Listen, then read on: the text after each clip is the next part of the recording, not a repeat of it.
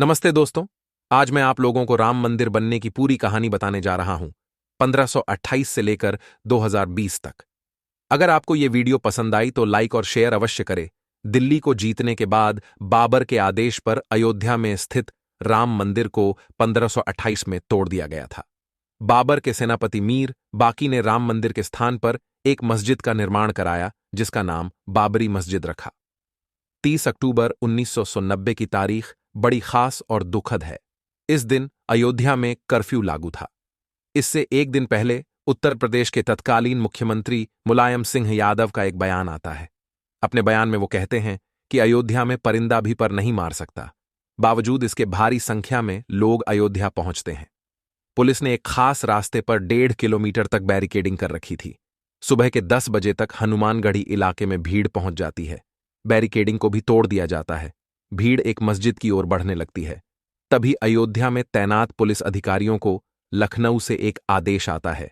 आदेश था गोली दागने का। पुलिस ने गोलियां चलाई। कहीं गोली लगने से तो कहीं भगदड़ मचने से कई लोगों की मौत हुई। मामला यहीं नहीं रुका। 1 नवंबर को मृतकों का अंतिम संस्कार होता है। 2 नवंबर को लोगों की भीड़ फिर से हनुमानगढ़ी के पास मौजूद संकरी गली से होते हुए मस्जिद की तरफ बढ़ती है। सामने पुलिस थी। एक बार फिर आदेश लखनऊ से आया। आदेश था फायर करने का। 2 नवंबर 1990 को फिर पुलिस ने गोलीबारी की। फिर कई लोगों की मौत हुई। ये कहानी कोई आम कहानी नहीं, बल्कि इतिहास में दर्ज वो कहानी है जिसने सबसे ज्यादा समय तक विवादों का सामना किया, जिसे हम बाबरी मस्जिद या राम जन्मभूमि विवाद के नाम से जानते हैं। बता दें कि इस कहानी को हम 4 चरणों में बताएंगे, क्योंकि इस कहानी को समझने का यही बेहतर तरीका है। 1528 से 1940 के बीच क्या हुआ? इस कहानी की शुरुआत होती है 1528 से। इस समय तक बाबर ने दिल्ली पर कब्जा कर लिया और देश में मुगल साम्राज्य की नींव पड़ गई थी। इतिहासकारों की माने तो बाबर के कमांडर यानी सेनापति मीर बाकी ने बाबर के आदेश के बाद अयोध्या में राम मंदिर को तोड़वा दिया। इसके बाद वहां एक मस्जिद बनाई। मस्जिद का नाम रखा बाबरी मस्जिद।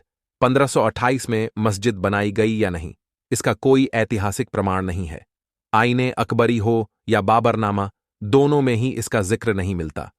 तुलसीदास ने 1576 में रामचरितमानस का अवधी में अनुवाद किया। इस किताब में भी बाबरी मस्जिद का उल्लेख नहीं मिलता। कहानी आगे बढ़ती है और साल आता है 1838। इस साल पहली बार अयोध्या में सर्वे किया गया। सर्वे करने वाला अधिकारी ब्रिटिश था, जिसका नाम था मॉन्टगोमेरी मार्टिन। मार्टिन ने सर्वे के बाद बताया कि मस्जिद में जो पिलर मिले हैं वो हिंदू मंदिर से लिए गए हैं। बता दें कि 1838 से पहले के 300 वर्षों का कुछ खास इतिहास मौजूद नहीं है, लेकिन ब्रिटिश अधिकारी के सर्वे के बाद अयोध्या में पहली बार साल 1838 में ही बवाल होता है। हिंदू कहते हैं कि जिस स्थान पर बाबरी मस्जिद है वहां पहले भगवान राम का मंदिर हुआ करता था, जिसे बाबर ने तुड़वा दिया और उस पर मस्जिद का निर्माण करवाया। साल 1853 आता है और पहली बार अयोध्या में दंगा होता है। इसके बाद 1856 में हनुमानगढ़ी के महंत ने मस्जिद के आंगन के पूर्वी हिस्से में एक चबूतरा बनाया। इसी चबूतरे को राम चबूतरा कहा गया। इसी स्थान को राम जन्मभूमि भी कहा गया। विवाद बढ़ा तो इसके विरोध में मौलवी मोहम्मद असगर ने जिला मजिस्ट्रेट के सामने अर्जी लगाई। पहली बार साल 1859 में मजिस्ट्रेट के आदेश के बाद मस्जिद में एक दीवार खड़ी कर दी जाती है। इस तरह भीतरी हिस्से में मुसलमानों को इबादत और बाहरी हिस्से में हिंदुओं को पूजा करने की अनुमति मिली। अब साल आता है 1885। निर्मोही अखाड़ा के महंत रघुवार दास ने राम चबूतरे की कानून हक लेने के लिए कोर्ट में अर्जी डाली। इस जगह उन्होंने मंदिर बनाने को लेकर कोर्ट से मांग की। इस याचिका में चबूतरे वाले स्थान को ही राम जन्मभूमि बताया गया था। यह अर्जी साल 1886 में खारिज कर दी जाती है। अब कहानी सीधा पहुंचती है साल 1934 में। अब सवाल ये उठता है कि 1886 से 1934 तक क्या हुआ। इस दौरान कई दस्तावेजों ने यह दावा किया कि अयोध्या में कई मंदिरों को तोड़ा गया और उस पर मस्जिदों का निर्माण हुआ। उनमें से एक राम मंदिर भी था। साल 1934 में अयोध्या में सांप्रदायिक दंगे हुए। लोगों ने बाबरी मस्जिद के कुछ हिस्से को ढा दिया। मस्जिद के टूटे हुए हिस्से को अंग्रेजों ने ठीक कराया। साल 1944 में वक्फ बोर्ड की तरफ मस्जिद को सुन्नी प्रॉपर्टी घोषित कर दी जाती है। सुन्नी प्रॉपर्टी इसलिए क्योंकि बाबर सुन्नी मुसलमान था। 1947 से 1980 के बीच क्या हुआ? साल 1947 में देश आजाद हुआ। बंटवारे का जख्म ताजा था। हिंदू और मुसलमानों के बीच नफरत इस समय पक्के तौर पर थी। आजादी के बाद राम मंदिर की मांग जोर पकड़ती है। दिसंबर 1939 में अयोध्या में 9 दिनों के रामचरितमानस पाठ का आयोजन किया जाता है।